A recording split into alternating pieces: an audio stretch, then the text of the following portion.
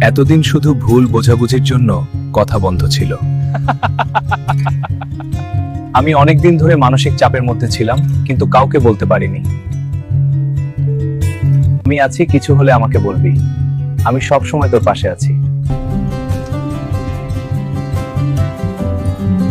ছাড়ো সব, আগে বল বৌদি আর ছেলে মেয়ে কেমন আছেন? হ্যাঁ, সব ভালো। আর তোর খবর কি? হ্যাঁ, সব ভালো।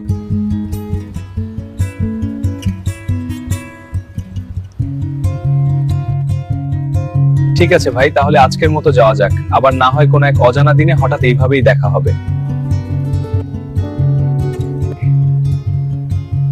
আবার দেখা হবে।